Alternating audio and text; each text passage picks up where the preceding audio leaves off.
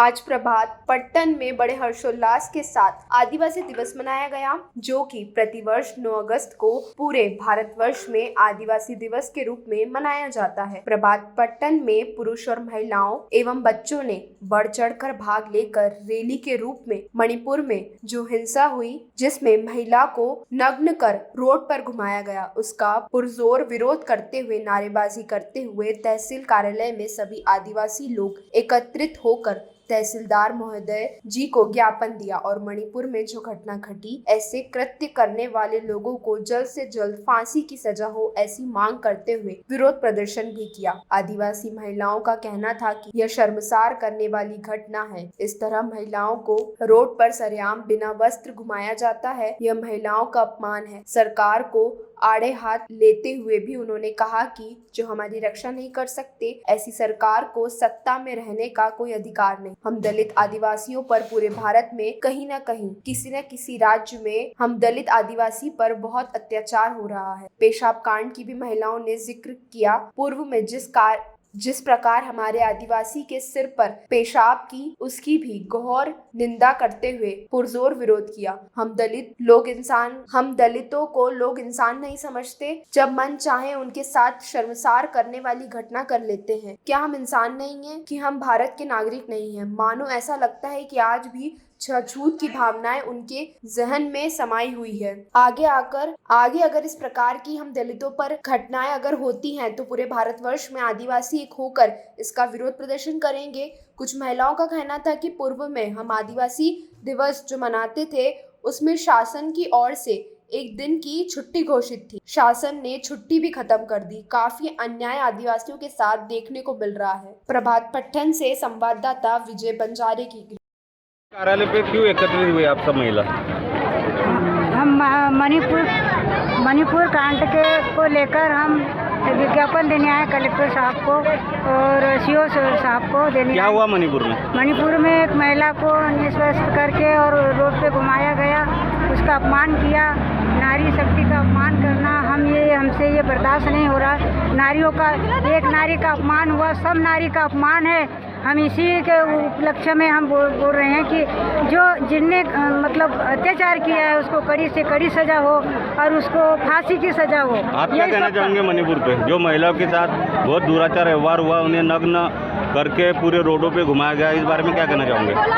महिलाओं से बहुत अत्याचार हो रहा है, उनको भी महिला पर जो कार्रवाई कर रहे हैं उनको फांसी होना चाहिए ना सर। और जो बीच में आपने गलियों से नारे लगाते हुए जा रहे थे, जो पेशाब कांटे हुआ है, हाँ। उस बारे में क्या कहना चाहोगे? जैसे आप नारे लगाते हुए जा रहे थे, पेशाब करने वालों को जूते मारो सालों को, इस बारे में क्या कहेंगे? इसके बारे में भी कहेंगे भाई, जो आदिवासी क्षेत्र के जो लोग हैं, एक आदिवासी विकलांग जो एक लड़का था बेचारा बैचलर, उसके ऊपर वो विधायक ने बाथरूम किया। ये बात गलत है ना, इसे पेशाब करना है गलत बात है। यहाँ पे तहसील कार्यालय में क्या विरोध करने जाता रहा? हाँ, विरोध जताए हमने, विज्ञापन दिए हमने। इसका असर सरासर महिलाओं पे अत्याचार है, पुरुषों पे अत्याचार है। ये ऐसा नहीं होना चाहिए, पर एक लाचार व्यक्ति पे जो पेशाब किया है वो नहीं करना था।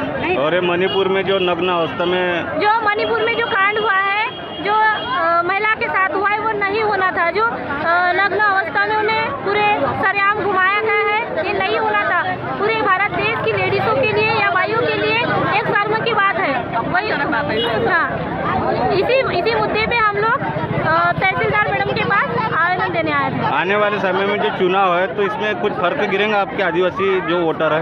बिल्कुल, क्यों नहीं गिरना चाहिए, होना चाहिए, सजा मिलना चाहिए उनको, पनिशमेंट नहीं, चुनाव पे इसका असर पड़ेगा? हाँ, बिल्कुल पढ़ना चाहिए और पढ़ेगा भी।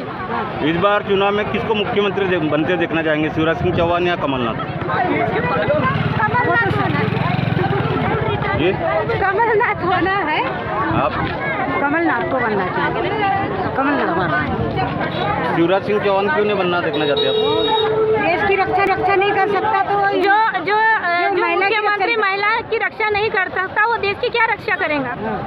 ये कहना है। हाँ, ये कहना हम लोगों मुख्यमंत्री का। के रूप में कमलनाथ जी को देखना चाहेंगे? नहीं, हमने ये तो नहीं कहा कि हम कमलनाथ को देखना चाहते हैं, पर एक नींव है भारत देश की महिला सशक्तिकरण। महिला को आगे लाया जाता है हर क्षेत्र में, और आज यही सब हो रहा है कि महिला खींचा जा रहा है और उनको आपका मेरा नाम जयंत करते हैं। ये आदिवासी दिवस आज मनाया जा रहा है बड़े हर्षोल्लास के साथ, क्या कहना चाहोगे आज? आदिवासी दिवस हम इससे पहले बीते सालों में बहुत से हर्षोल्लासों के साथ मनाया था। डीजे बजाया था, गाने हुए थे, हमारे सांस्कृतिक कार्यक्रम हुए थे। लेकिन इस साल जो देश में आदिवासियों के खिलाफ अत्याचार किया जाता है, महिलाओं के खिलाफ अत्याचार किया जा रहा है, जैसे कि मणिपुर आप सभी को जानते हैं, मणिपुर में आदिवासी महिलाओं को नग्न करके सैकड़ों लोगों के सामने घुमाया गया। इस कारण ये हमारी एक छोटी सी शांति वाली रैली थी, जिससे हमने उन हत्यारों के खिलाफ खड़ी सज़ा की मांग की और उन महिलाओं को न्याय की मांग की। हमने गली चौराहे पे आप नारे लगाते हुए जा रहे थे मणिपुर की में जो हिंसा हुई, हाँ। तो इस बारे में क्या बताना चाहोगे? इस बारे में हम यही बताना चाहें कि जो हिंसा मणिपुर में आज उन महिलाओं के साथ हुई, क्या पता देश के कई भी कोने में हो सकती है। तो हम इसी से एक जागरूकता बताना चाह रहे थे पूरे प्रभात पट्टन में और सोशल मीडिया के थ्रू हम दूसरे कई जगहों पे, ताकि एकजुट रहे, तो कोई ऐसा हत्यारा या फिर ऐसा कोई दरिंदा ऐसा काम फिर से ना कर सके, उसमें जोश ना आ सके कि मेरा तो कुछ होगा नहीं बाद में। लेकिन हम एकता बताएंगे तो उन्हें एक डर रहेगा कि हाँ ये एकजुट है, अगर मैंने ऐसा कुछ काम किया तो दूसरे बाद में मुझे उसका परिणाम भुगतना पड़ेगा। पूर्व में जो आप आदिवासी दिवस मनाते थे तो उस दिन एक शासकीय छुट्टी के रूप में रखी जाती थी, इस बार छुट्टी नहीं है, क्या कहना चाहोगे? बहुत अच्छा पॉइंट का है, अपने क्वेश्चन भी अच्छा है। ये पहले विश्व आदिवासी दिवस है, ये सिर्फ देश का आदिवासी दिवस नहीं, ये पूरे विश्व में जितने भी आदिवासी दिवस है, यूएन ने एक खास आदिवासी दिवस आदिवासी लोगों के लिए इसलिए किया है क्योंकि उनका सम्मान करना चाहा, क्योंकि सम्मान इसलिए